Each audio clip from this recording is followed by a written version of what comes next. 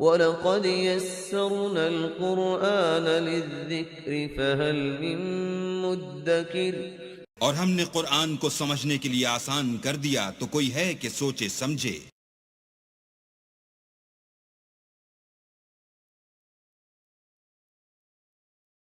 عَبَسَ وَتَوَلَّى أَن جَاءَهُ الْأَعْمَى وَمَا يُدْرِيكَ لَعَلَّهُ يَزَّكَّىٰ أَوْ يَذَّكَّرُ فَتَنفَعَهُ الذِّكْرَىٰ أَمَّا مَنِ اسْتَغْنَىٰ فَأَنتَ لَهُ تَصَدَّىٰ وَمَا عَلَيْكَ أَلَّا يَزَّكَّىٰ وَأَمَّا مَن جَاءَكَ يَسْعَىٰ وَهُوَ يَخْشَىٰ فَأَنتَ عَنْهُ تَلَهَّىٰ كَلَّا إِنَّهَا تَذْكِرَةٌ فَمَن شَاءَ ذَكَرَهُ فِي صُحُفٍ مُّكَرَّمَةٍ مَّرْفُوعَةٍ مُّطَهَّرَةٍ بِأَيْدِي سَفَرَةٍ كِرَامٍ بَرَرَةٍ قُتِلَ الْإِنسَانُ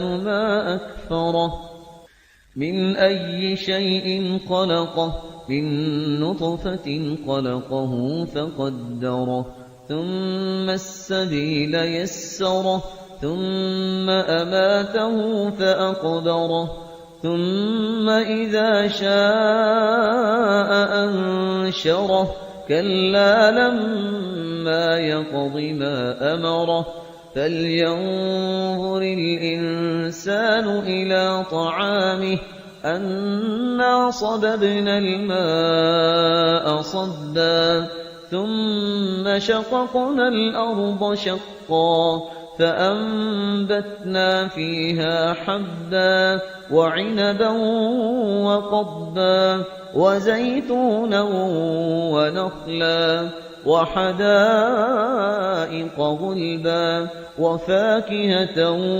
وَأَبًّا مَّتَاعًا لَّكُمْ وَلِأَنْعَامِكُمْ فَإِذَا جَاءَتِ الصَّاخَّةُ يَوْمَ يَفِرُّ الْمَرْءُ مِنْ أَخِيهِ وَأُمِّهِ وَأَبِيهِ وَصَاحِبَتِهِ وَبَنِيهِ لِكُلِّ امْرِئٍ مِّنْهُمْ يَوْمَئِذٍ شَأْنٌ يُغْنِيهِ وُجُوهٌ يَوْمَئِذٍ مُّسْفِرَةٌ ضَاحِكَةٌ مُّسْتَبْشِرَةٌ وَوُجُوهٌ يَوْمَئِذٍ عَلَيْهَا غَبَرَةٌ تَرْهَقُهَا قَتَرَةٌ أعوذ بالله من الشيطان الرجيم پناہ مانگتا ہوں میں اللہ کی شیطان مردود سے۔ بسم اللہ الرحمن الرحیم شروع اللہ کا نام لے کر جو بڑا مہربان نہایت رحم والا ہے۔ نحمده ونصلي على رسوله الكريم اما بعد فاعوذ بالله من الشيطان الرجيم بسم الله الرحمن الرحيم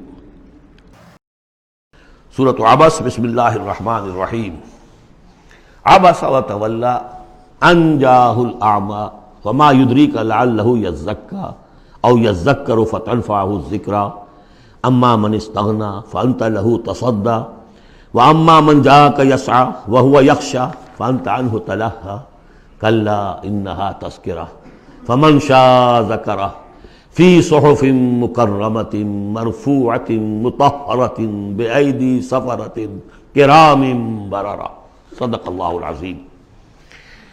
یہ جو سورہ مبارکہ ہے اس کے بارے میں بعض حضرات کو جو اپنے خیال میں چاہتے ہیں کہ حضور کا مقام جو ہے جتنا بلند سے بلند ہو رکھا جا سکے تو اس کی ادھر ادھر کی تعویلیں کرنے کی کوشش کرتے ہیں، لیکن اس میں کوئی شک نہیں ہے کہ یہ واقعہ بالکل اسی طرح پیش آیا جیسا کہ یہاں لکھا ہوا ہے، اور اس کی قطعاً کوئی تعویل کرنے کی ضرورت نہیں۔ دیکھیے نبی کا معاملہ یہ ہوتا ہے، رسول کا معاملہ خاص طور پر، کہ اسے دیکھنا ہوتا ہے کہ مجھے ایک عظیم جو میرے اوپر ذمہ داری ڈال دی گئی ہے اس کے پورا کرنے کے لیے بہتر راستہ کون سا ہے۔ اب ظاہر بات ہے کہ معاشرہ ہے، اس معاشرے کے اندر طبقات ہیں، ڈی فیکٹو ہیں، آپ کے لیے تو وہ گیون ہیں، آپ نے خود تو پیدا نہیں کیے ہیں، موجود ہیں۔ اب ان میں ظاہر بات ہے جو لوگ زیادہ اثر و رسوخ رکھنے والے ہیں ان میں سے ایک اگر ایمان لے آئے تو وہ دوسرے عوام الناس میں سے 20 اور 10 کے مقابلے میں زیادہ اہم ہو جائے گا۔ موٹی سی بات ہے، اس میں کوئی راز والی بات تو ہے نہیں۔ اس لیے حضور نے دعا کی، جھولی پسار کر دعا کی، پروردگار عمر ابن الخطاب اور عمرو ابن ہشام یعنی ابو جہل میں سے ایک کو تو میری جھولی میں ضرور ڈال دے۔ یہ ویسے لوگ ہیں اپنے معاشرے میں اثر و رسوخ رکھنے والے ہیں، حیثیت ہے، تکڑے ہیں، تو اگر ان میں سے کوئی ایمان لے آئے تو تقویت حاصل ہوگی۔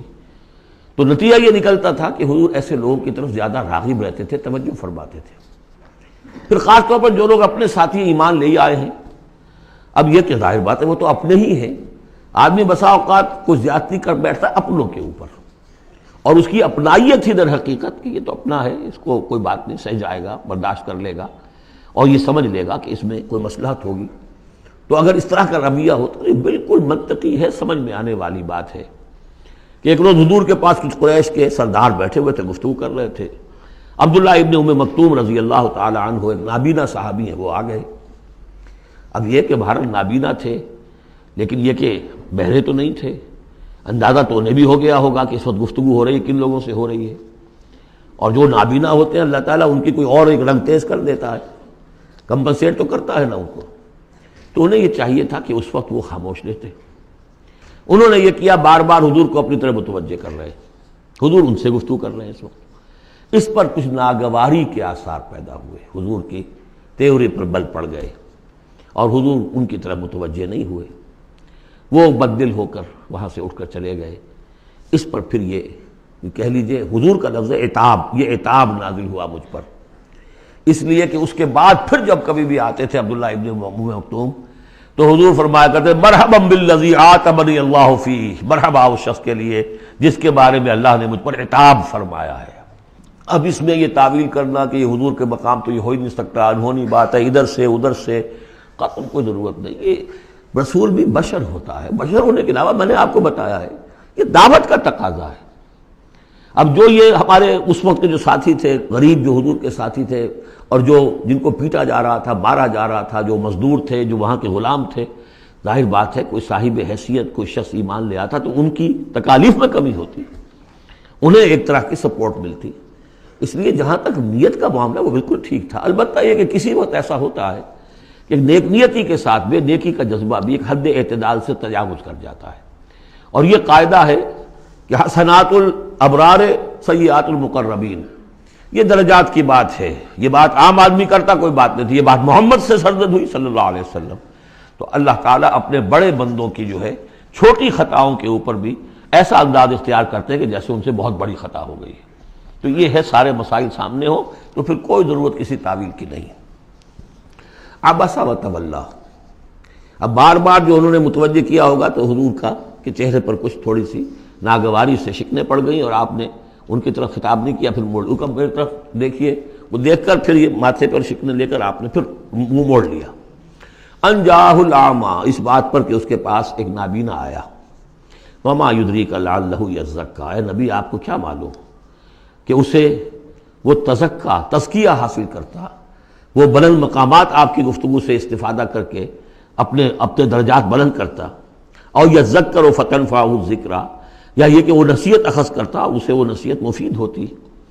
اما من استغنی، آپ کا معاملہ یہ ہے کہ جو مستغنی ہے، سننے کو تیار نہیں ہے، فانت لہ تصدیٰ، تو آپ ان کے فکر میں رہتے ہیں، آپ ان کے پیچھے اپنے آپ کو ہلکان کرتے ہیں۔ یہ لوگ جو ہیں یہ تو آپ کی بات سننے کو تیار نہیں ہے۔ وما علیک الا یزکیٰ، اور اگر وہ پاکی اختیار نہیں کرتے تو آپ کے اوپر کوئی الزام نہیں، آپ سے پوچھ گچھ نہیں ہوگی۔ واما من جاءک یسعیٰ، اور وہ کہ جو آیا ہے آپ کے پاس دوڑ کر چل کر آیا ہے، بھاگ کر آیا ہے، وہو یخشیٰ، اس کے دل میں خشیت بھی ہے، فانت عنہ تلہیٰ، تو آپ اس سے کچھ استغنا اور تغافل برت رہے ہیں۔ کلا، ایسا نہ کیجیے، انہا تذکرہ، یہ قرآن تو ایک یاد دہانی ہے، فمن شاء ذکرہ، جو چاہے اس سے نصیحت اخذ کر لے۔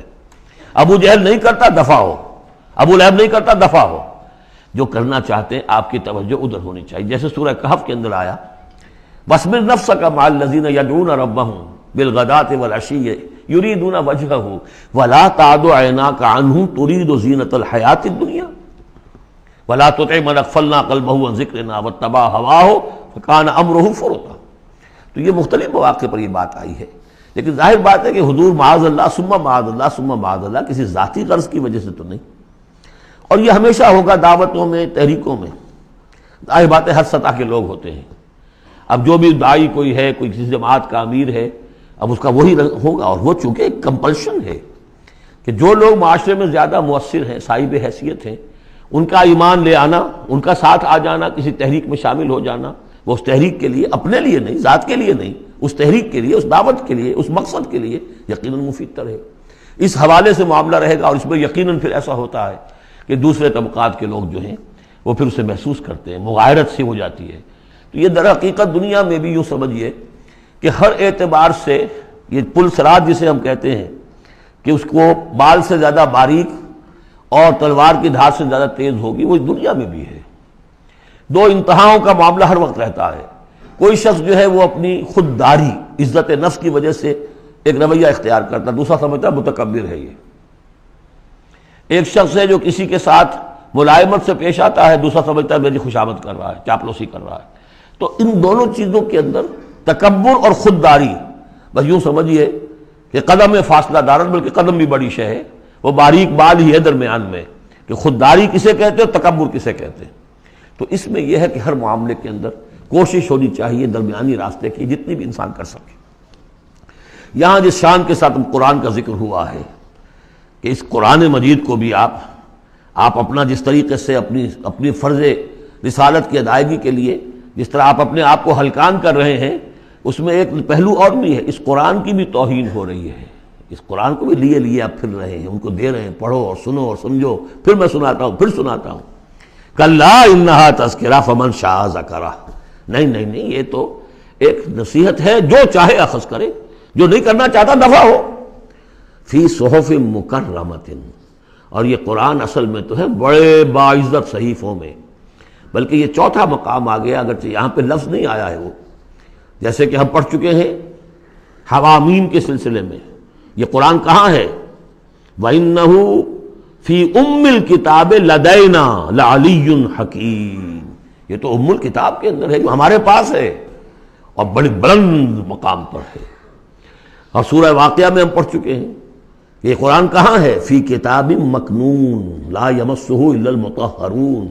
یہ تو چھپی ہوئی کتاب میں ہے، مخفی کتاب میں ہے، اسے چھو ہی نہیں سکتے مگر صرف وہی جو نہایت پاک باز ہیں. کون ہے نہایت پاک باز؟ فرشتے ہیں. ان کے ساتھ نفس امارہ ہے ہی نہیں، ان کے ساتھ وہ عالم خلق کا کوئی تقاضا ہے ہی نہیں. وہی ہے کہ جو اس کے وہاں پر جو ہے ان کے سامنے وہی لکھنے والے، آ جائے گا لکھنے والے، آگے چل کر آئے گا. وہ یہ قرآن کہاں ہے؟ بل ہوا قرآن مجید فی لوح محفوظ.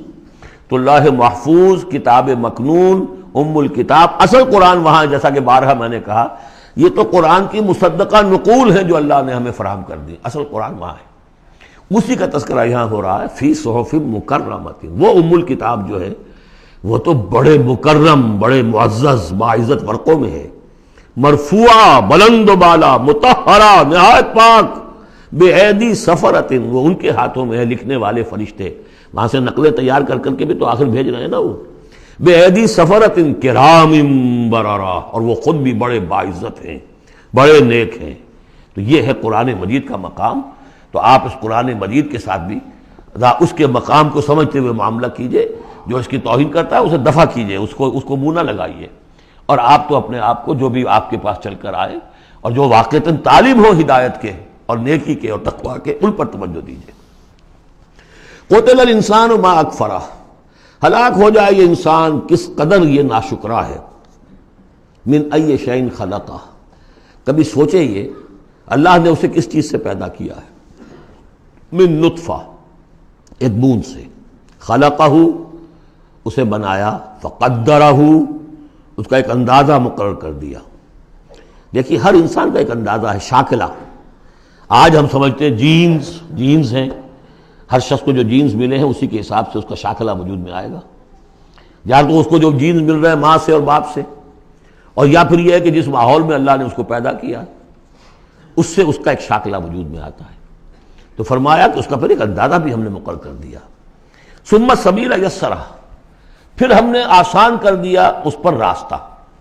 اس میں یہ بھی ہے معنی لیے گئے ہیں کہ ماں کے پیٹ سے اب کس قدر یہ مرحلہ سخت ہے، اس کا وہ راستہ جو اس کا نکلنے کا ہے کس قدر سخت ہے، کس قدر انسان کے لیے واقعتاً ایک عجوبہ ہے. تو اس کو وہ راستہ اس کے لیے آسان کر دیا. لیکن یہ کہ پوری زندگی کا راستہ بھی ہے. ثم اماتہ فاقبرہ، پھر اس پر موت وارد کی اور پھر اسے قبر میں داخل کر دیا. ثم اذا شاء انشرہ، پھر جب چاہے گا اسے اٹھا لے گا. اب اس میں جو اثر ہے ردم کو دیکھیے، جب نے یہ کیا پھر یہ کیا پھر یہ کیا پھر یہ کیا پھر، تو کیا یہی مشکل ہے کہ دوبارہ اٹھا نہیں سکتا؟ قتل الانسان ما اکفرہ من ای شیء خلقہ من نطفہ خلقہ فقدرہ ثم السبیل یسرہ ثم اماتہ فاقبرہ ثم اذا شاء انشرہ کلا لما یقض ما امرہ. کوئی نہیں، لیکن اس نے تاحال وہ بات پوری نہیں کی جس کا کہ اسے حکم دیا گیا تھا.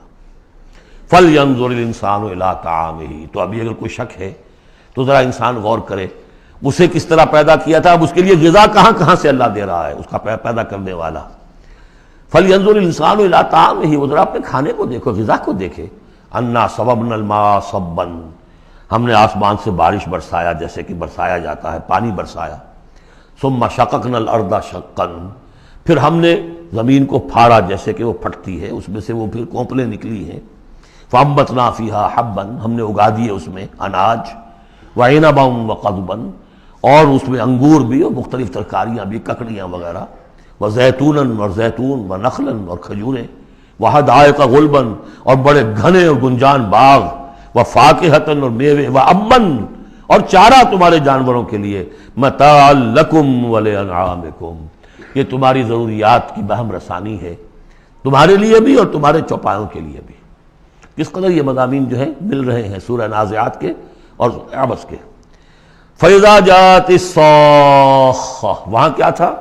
فَإِذَا جَاءَتِ الطَّامَّةُ الْكُبْرَىٰ، یہاں آیا فَإِذَا جَاءَتِ الصَّاخَّةُ، جب وہ آ جائے گی کان پھوڑنے والی، یعنی جب وہ سور میں پھونکا جائے گا تو وہ جو کان پھوڑنے والی آواز آئے گی.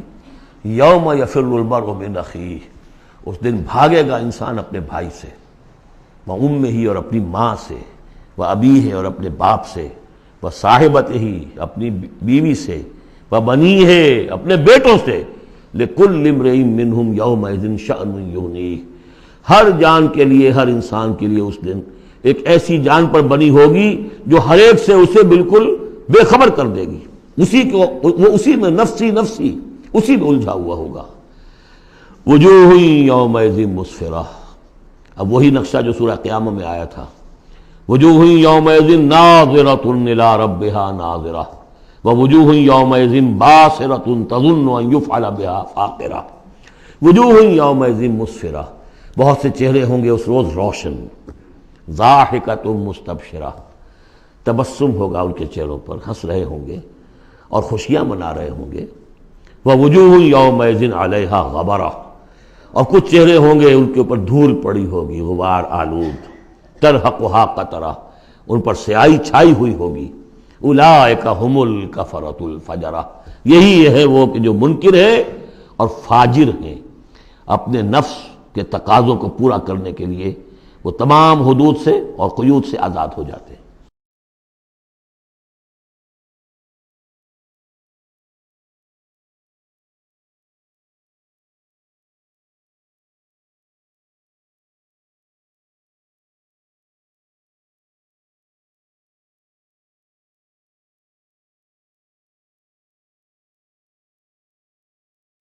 بارک اللہ لی ولکم فی القرآن العظیم ونفعنی وإیاکم بالآیات والذکر الحکیم.